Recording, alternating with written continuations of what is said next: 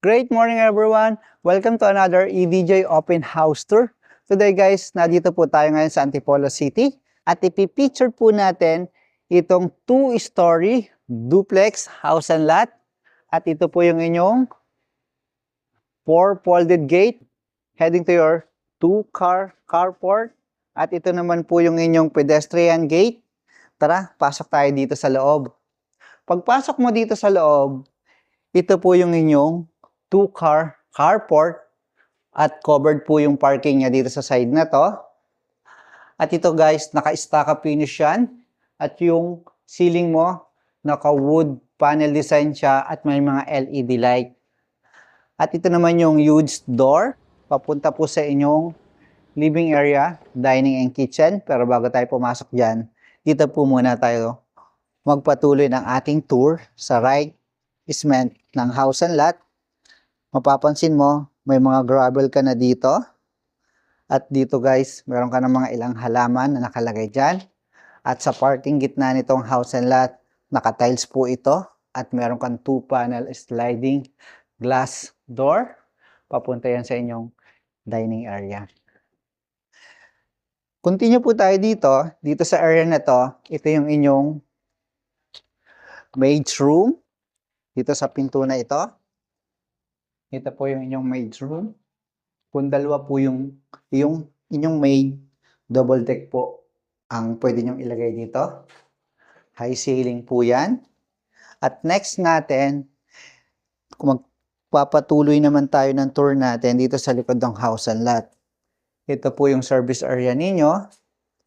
At ito yung inyong everyday kitchen, yung sink, yung faucet. Naka 60 by 60. Backsplash po yan. At ito po yung toilet and bathroom. Sa toilet and bathroom, naka-pool tiles, naka-porcelain tiles itong side nito, 60 by 60. At ito po yung inyong shower, toilet. Tapos, meron ka din pong sink. Ngayon, nakita na natin yung exterior ng house and lot. Samahan niyo po ako. Continue tayo ng tour. Papunta po tayo sa inyong huge door. At papasok po tayo doon. Maganda dito. Maliwalas, no? Mahangin. At ang ganda nitong space na to. More or less, nasa 2 meters po ang lapad nito. Yang cement na yan. Ngayon, ito na po yung huge door ninyo. At equip po siya ng smart lock door. At mula dito, may view deck ka dyan or view panel na makikita mo yung 2-car carport mo. Yan guys, pagpasok mo sa huge door, unang welcome sa'yo, siyempre, itong living area ninyo. At ang ganda ng ceiling niya, naka-cove-light yan sa gilid. Meron ka ditong accent wall. At dito sa side na to, ito po yung magiging dining area ninyo. Pwede ka maglagay ng round or rectangular table. At ngayon po, kung tatanungin nyo naman po ako, nasa naman yung kitchen? Bali, dito po sa side na to, ito po yung magiging kitchen. Sa ngayon, inire-ready pa lang po nila yung magiging kitchen dito. Yan, ito yung provision mo for ranch wood at nadyan yung mga outlet niya. At dito sa side na to, kung mapapansin mo, marami kang awning windows dyan. At kita mo mula dito yung right basement itong house and lot ninyo. At ito naman yung kaninang nabanggit ko sa inyo na 2-panel sliding glass door papunta dito sa lanay. Yan, balik po ako dito sa loob. Ito yung bedroom dito sa ground floor. At ito yung staircase going up to 2nd floor. At ito yung toilet and bathroom for common. Bali, powder room yan, yung area na yan pala, no? Yan guys, welcome po dito sa first bedroom natin sa ground floor. Ang ganda ng size niya, no? Mahaba siya. Tapos, yan, malapad. At meron na siyang inverter aircon. At next natin, ito po yung toilet and bathroom niya. Sa toilet, ito yung shower. Tapos dito sa side na to, naka wood tiles design siya. At dito naman, naka 100 by 16, no?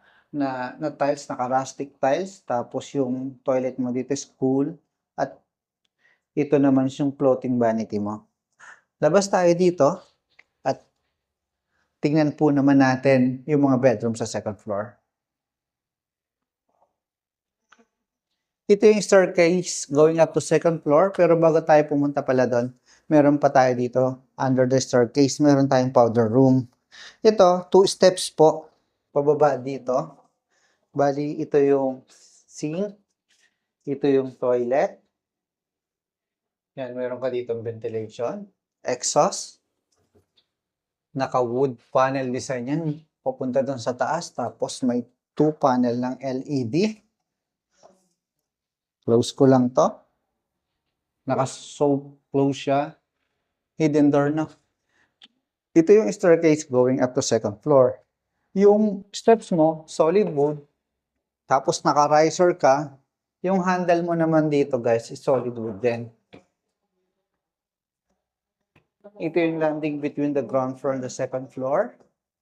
At dito naman sa taas, ito po yung inyong landing dito sa second floor. At kung mapapansin mo, meron kang 4 panel dito ng fixed glass at may grills kang maganda yung design. At mula dito, kita mo yung right easement. Tapos ito yung second bedroom. Yan, makiki-excuse lang tayo kala kuya. May ginagawa pa silang konti po dito. Ganito po kalapad at kalawak yung first bedroom dito sa second floor. At ito po yung kanyang toilet and bathroom. Yan, sa toilet and bathroom, naka-gray and white. Combination po yung tiles niya dito. At dito, parang stucco finish pero naka-tiles siya. Tiles yung ano niya. Gray ano lang din yung kulay niya. Tapos ito yung toilet mo, saka yung sink. Parehas lang din ng brand yung ginamit po doon sa toilet and bathroom sa first bedroom sa ground floor. At ang maganda dito, meron siyang balcony. Bali, dalawa ang balcony natin. Sa master bedroom, ang laki ng balcony doon, mamaya ipapakita ko sa inyo. Tapos ito yung bedroom 2 natin. Ito po, ito yung balcony niya. Matatagpuan mo to sa likod ng house and lot. Diyan po yung service area niya. At dito makikita mo naman yung basement. Yan, balik po tayo dito sa loob. Tapos, bukod dyan, may mga awning window tayo dito, 2 panel. Laki yung awning window niya. At mula doon, ito yung hallway.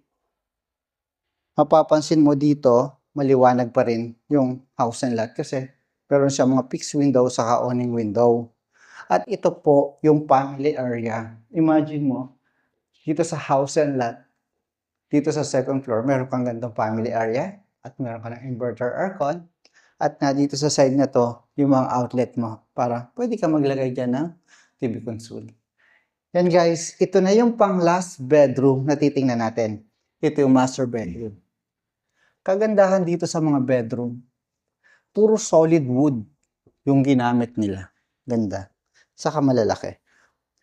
Na doon yung bedroom, pero bago tayo magpatuloy doon, unang tingnan po muna natin itong toilet and bathroom. Ito yung toilet and bathroom, maganda yung size, saka mahaba siya. Naka full tiles po ito. Tapos gray, rustic ang ginamit, saka dito rin sa baba. Yung toilet mo, tapos may bidet. Ito yung naka-LED siya, no? Lagayan mo ng mga, for example, shampoo.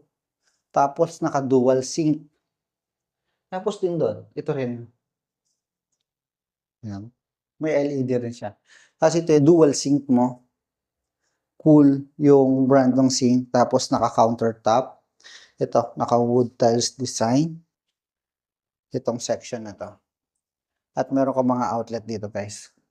Yan, continue tayo. Ito yung hallway. Maganda yung hallway niya, no? Kasi bakit maliwanag? Kasi meron siya mga awning windows dito sa fixed window.